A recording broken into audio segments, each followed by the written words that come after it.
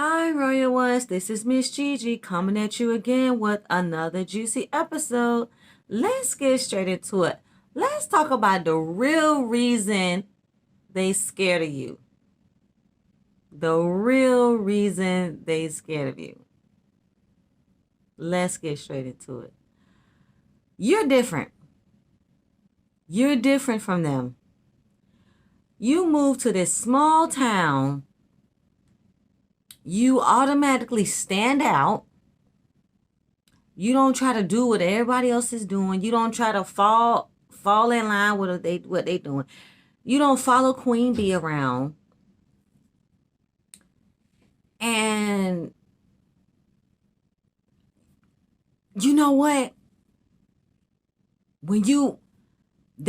As soon as you do, everybody go to the same church, right?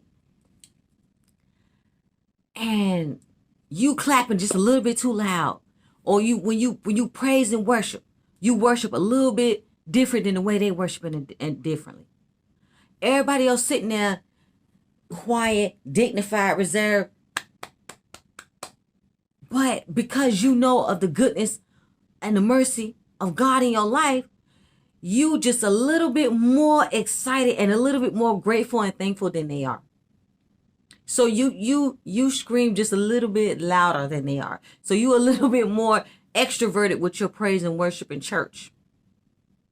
And then you're introverted in your personality when you are outside of church. And they say, she crazy. Something wrong with her. You're not supposed to judge people when they're in church. First of all, that is your private worship between you and the Lord. Some of these people take it too far. With this whole judging thing, you are never supposed to judge people through their praise and worship in church, and then you sit there and you judge their character outside of church, and then you go and tell everybody in town something wrong for her because when she was in church, she was hollering and screaming. You don't supposed to do people like that. That is private. What God sees you, God sees her, God sees everybody in that church. You ain't never supposed to judge people based on their praise and worship in church.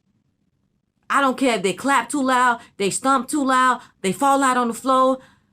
That's how they praise and God. And so you go around and you spread these vicious rumors talking about this person is crazy, that man crazy, something wrong with him. Girl, you ain't supposed to do that. That is not of God. And then y'all take there's a church covenant that we read in church on Sunday, and we're supposed to keep each other's secrets. You're supposed to abide by a church covenant where you protect each other. And so you are never to do that. So and then this person has done nothing wrong to nobody outside the church. They had done nothing wrong to hurt nobody. And since, they can't control that person to act like what everybody else acting, they sitting up there dead, plucked and dried up as if the Lord ain't really do nothing for their life. And they just, hallelujah, praise God, God is good. You fake worshiping. If God has really blessed your life, exceedingly and abundantly paid your rent, made sure you and your kids got clothes, shoes, and food, and just the air you breathe, you're supposed to be grateful and thankful for that. You're supposed to be worshiping God. You're supposed to thank God for the very life of your family members and your friends. That is what you call being grateful and thankful.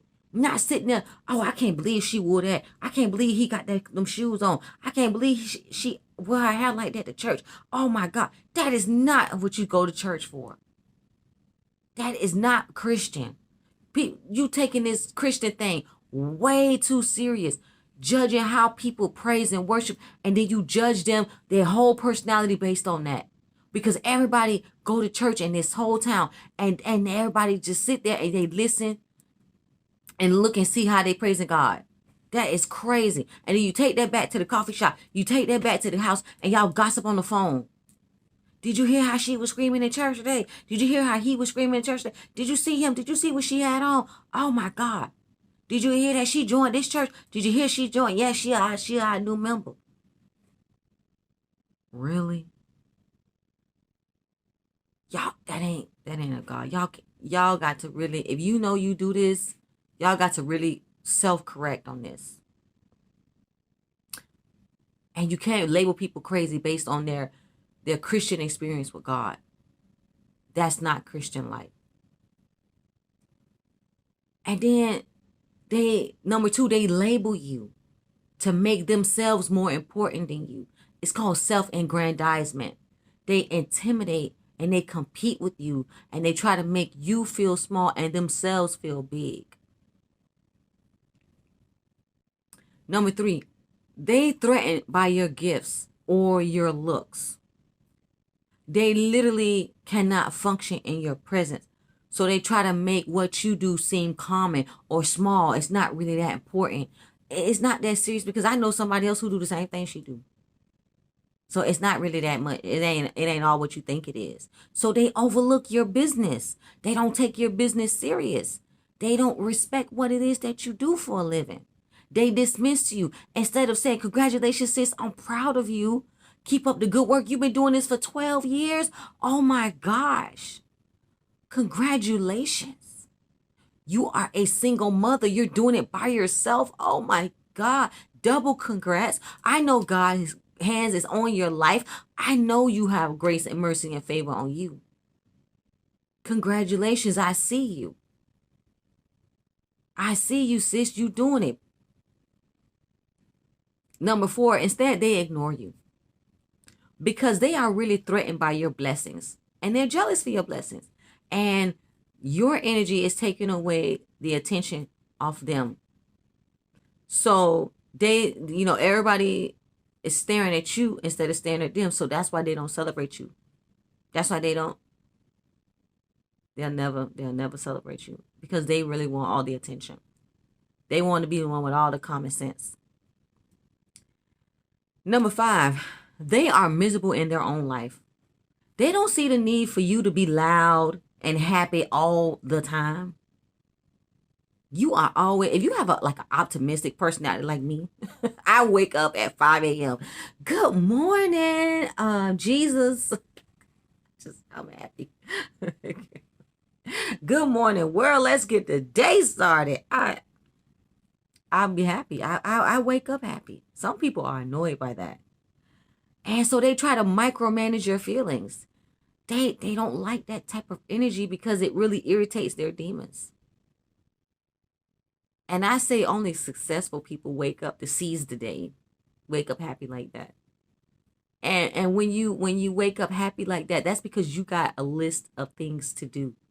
You got somewhere you need to be, something that you got to do. Therefore, you're like, God dang it, I can't wait till the sun to rise. Oh, the sun is up, baby.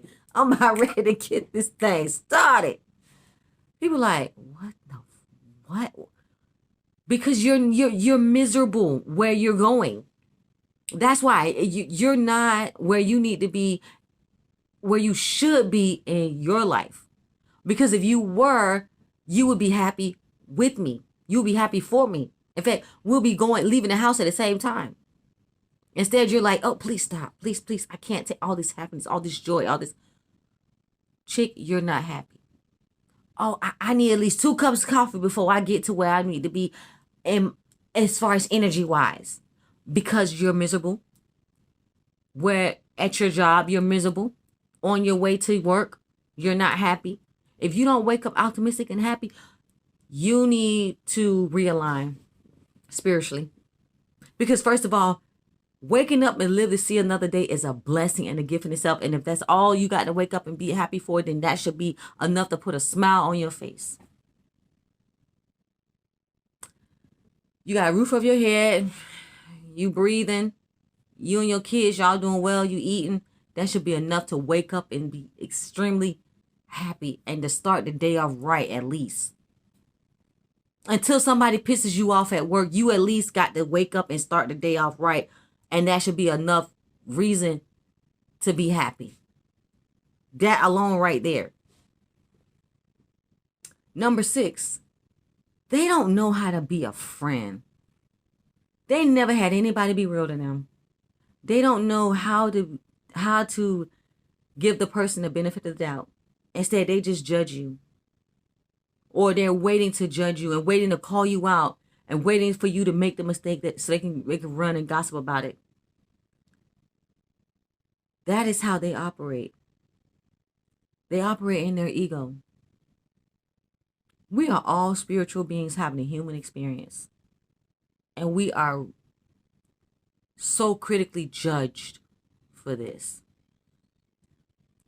If only you just knew how wrong it is to treat people, to mistreat people. Number 7, the reason why they're scared of you is because they're insecure. And these same people in this same town, in this same church, this same group, they cannot let them see themselves. They put on this facade. They want to be too professional all the time. They want to be important all the time. They don't know how to take a day off and be themselves. They're comfortable in their fake bubble. They want to follow the crowd. They follow Queen Bee around town. They want to blend in and do what everybody else is doing. They are so scared to be called out for being different. So when you start to talk loud, laugh loud, they want to try to control you and put you, and make you look like Jack in a Box. Because your light really irritates their demons. People fear, number 8. People fear what they can't control or do not understand. They are scared of you because you are so grounded. They can't stand this, and they can't make you act out how they want you to act out and do what they say you're going to do, because they want to be able to criticize and judge you for it. And since you don't want, they're like, okay, wow, she's not going to do it. You don't want to fit in with these people. You just want to stand out. You don't want to really go where they go or play under them, because you know what you want and you know what you got to do for yourself. You have goals that you have mapped out for yourself. So first of all, you can't play up under everybody. You have your own thing you have to do. So because you know what you want, you know where you want to go, you got your own plans, and you can't play up under them. They can't control you. So let's say something wrong with her, because she always over there by herself. It's not that I'm crazy. It's not that, something wrong with me. It's that I got shit I got to do. I know what it is I got to do for me. It's not disrespectful. Don't take it as an insult to you, because you can't control me, because I don't want to go with the flow and do what you want me to do. And then they don't understand how you're flourishing in your own lane, how you're not drooling all over me, wanting to be like me. Everybody else in this town idolizing me and want to be like me. They worshiping me except you. And they're like, okay, so everybody is looking at her, idolizing her and worshiping her. It's like, what? I'm going to have to break her down, break down her confidence, and break down her self-esteem, and break down her image. I'm going to spread rumors and tell everybody she's crazy because of how she was praising and worshiping in church.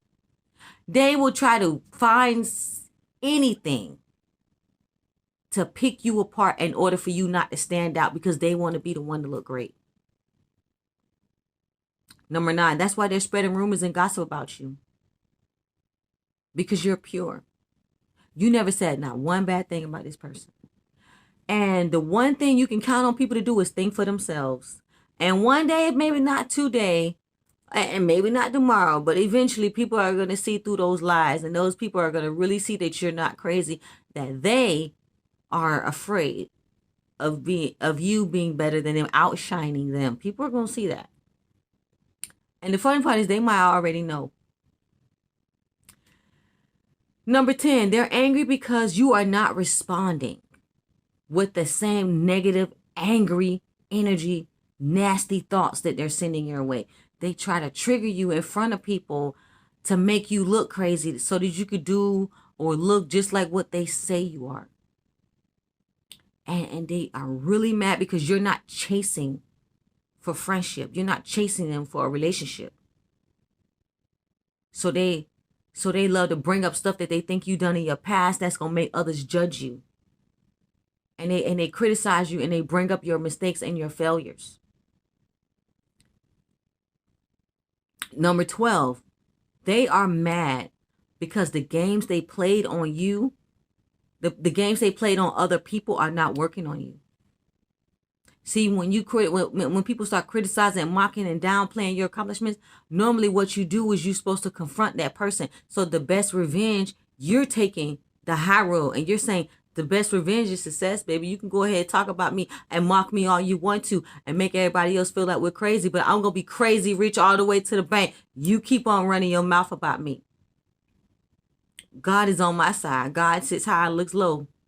He knows all, hears all, sees all. He gonna take each wrong and make it right.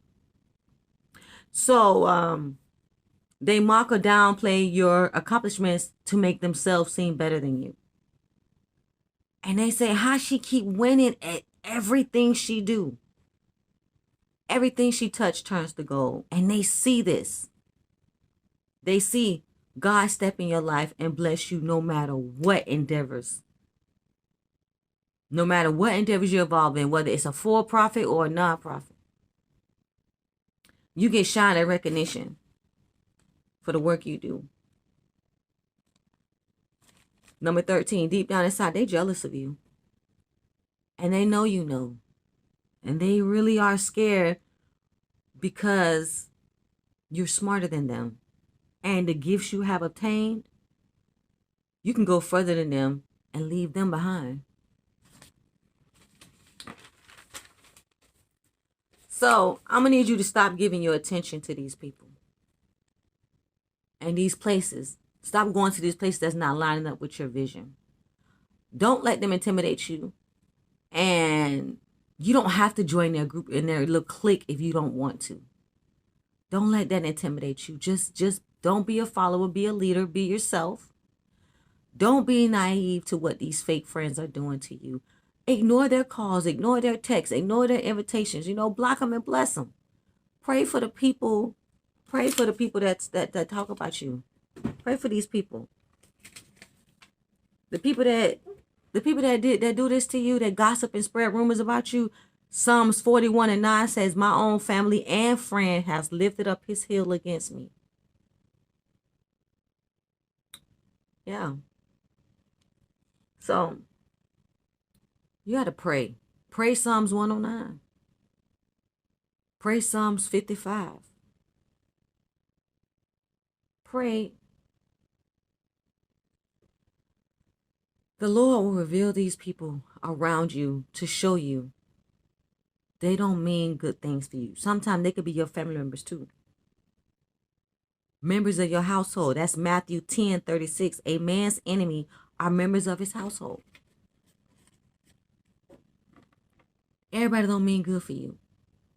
Some people are plotting and wishing on your downfall, playing games to use you for your resources.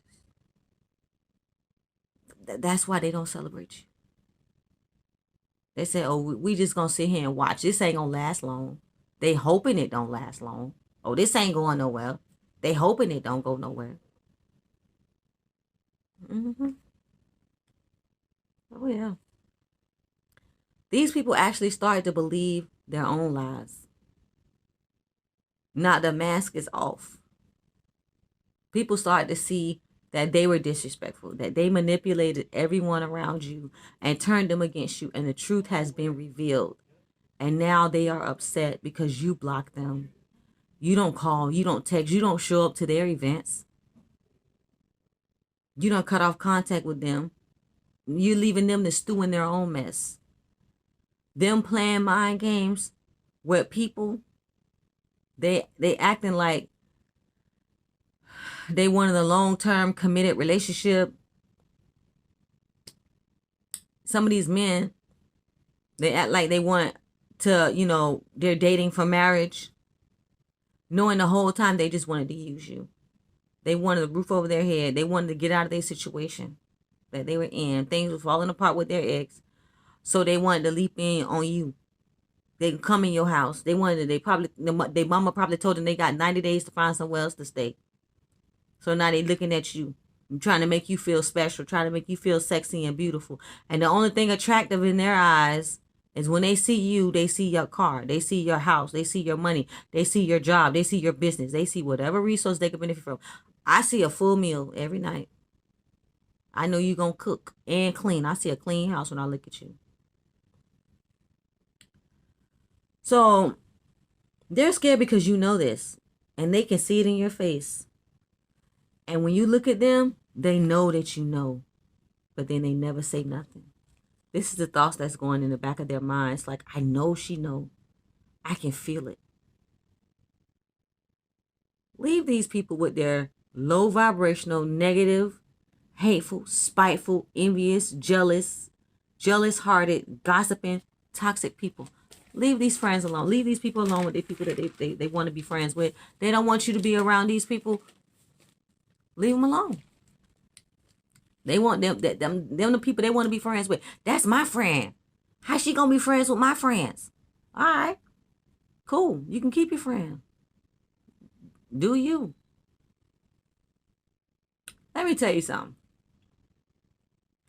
When a man loses a good woman,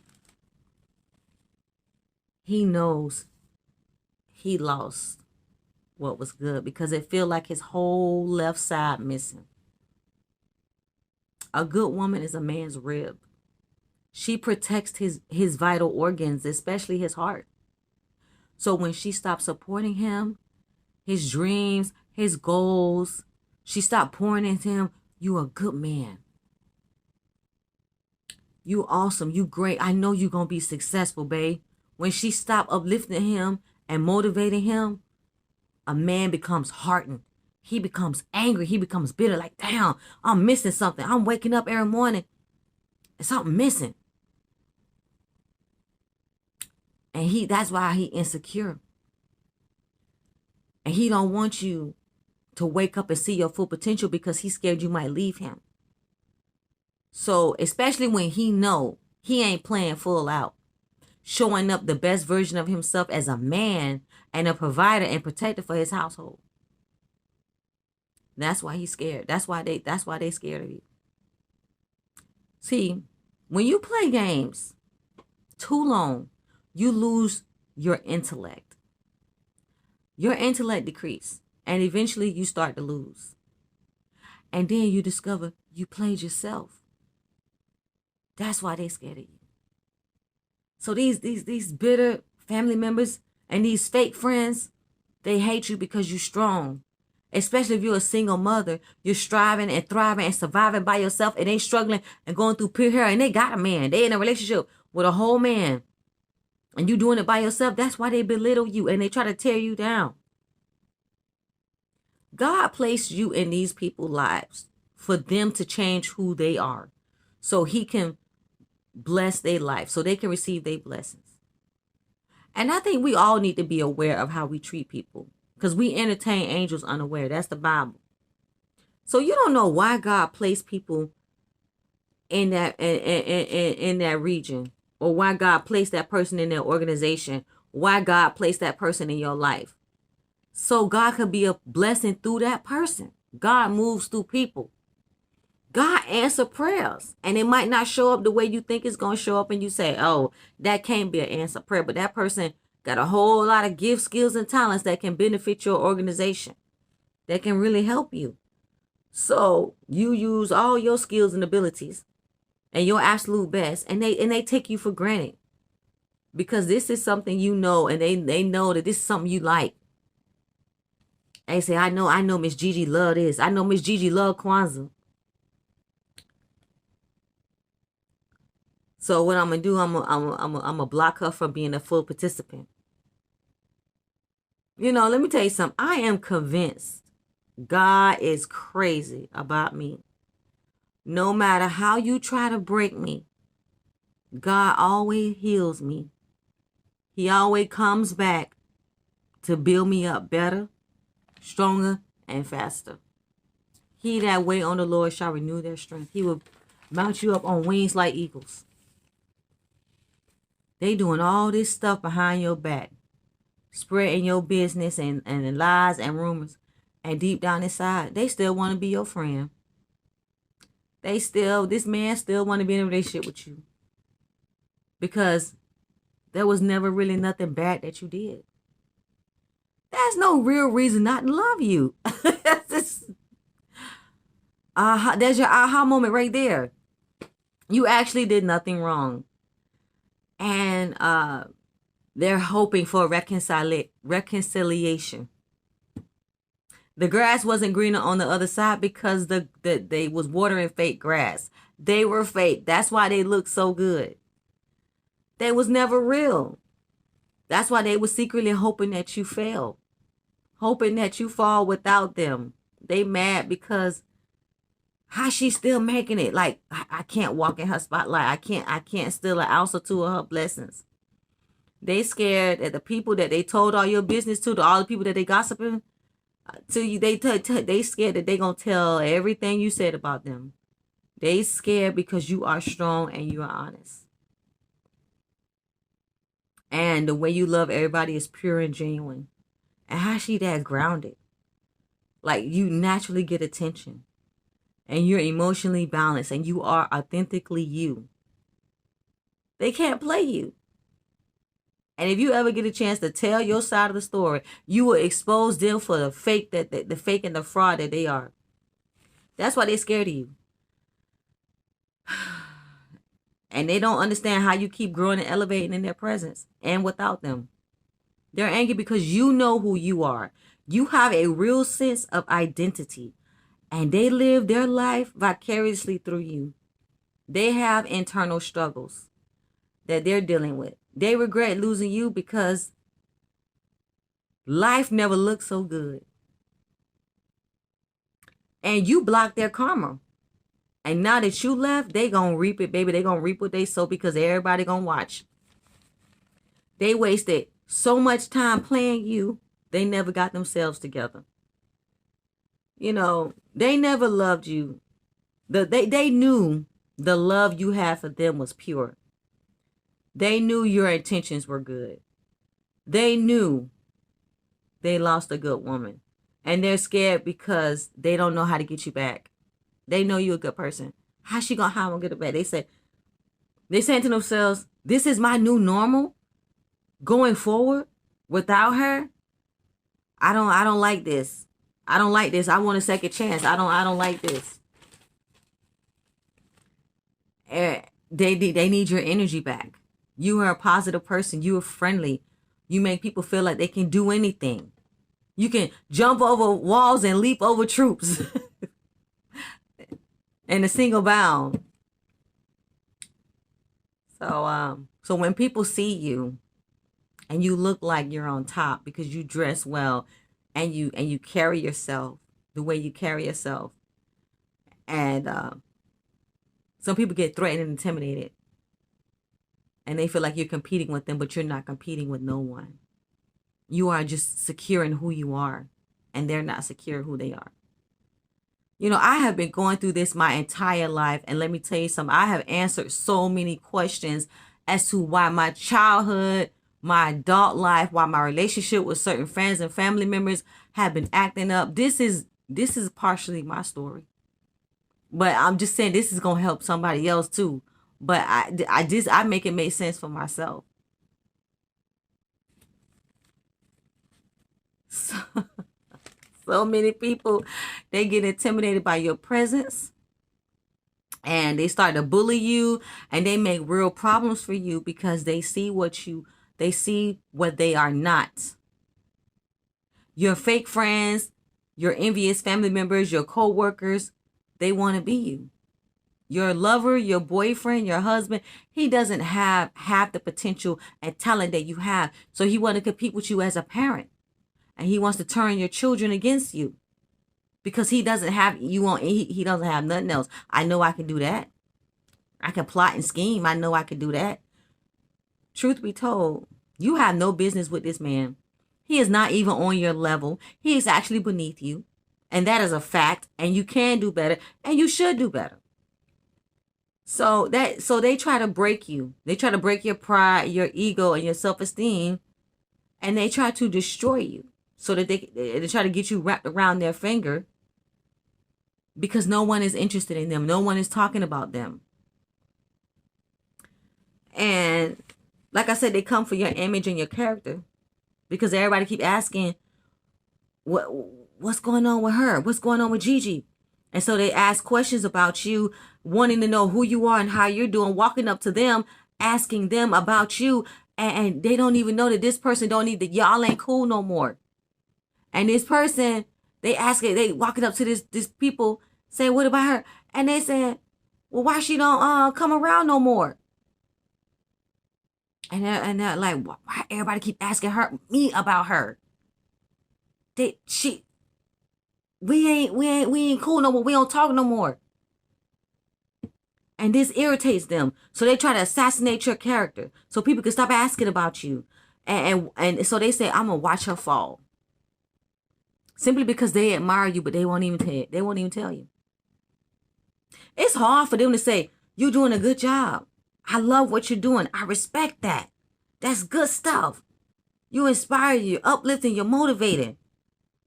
You wanting people to do better, so you're telling them ways on how to be better. I know your dad in heaven is proud of you. He looking down on you. He's smiling on you. You know, that's too much like right. That's too much like right for them to say that to you. But people that treat you like this, they treat you how they treat you like this because they think ain't nothing gonna happen to them. And then 5 years later, 2 years later, you see them broken, poor, and sick. That's karma. That's when karma decided to strike, when they're least expected. And when they ain't thinking about what they did to you. When you was getting away with what you was getting away with, your evil, what you did to me, you were plotting, and they was trying to hold people back and withdrawing resources and finances and turning people against them, spreading rumors about their business. And they wonder why people don't visit them when they when they get sick in the hospital, and they don't visit them when they go to jail and in the nursing homes, and they on the sick and shut-in list at church. What goes around actually comes around. Treat others the way you expect to be treated. These people, they live in their life and they making rules for themselves. They sleeping around with this person. They're hurting and betraying another person, thinking, I don't believe in God, so nothing ain't going to happen to me. It most certainly will happen to you. There is a universal law of sowing and reaping, and you cannot live your life putting other people through hell expecting to get to heaven. And all that negative energy you wishing and plotting to get somebody else will almost certainly come back on you. So what you wish for them will certainly become your experience. All right, Royal Ones. This is the reason they are scared of you. This is the reason they are scared of you. Meet me in the comment section. Let's have this conversation. Does this resonate with you? I pray that this answers so many questions that you had on your mind. It helped me, and I pray it helps you. Let's have this conversation. Thank you so much for listening to this message. Don't forget to comment, share, like, and subscribe. Love, hugs, and kisses. Bye.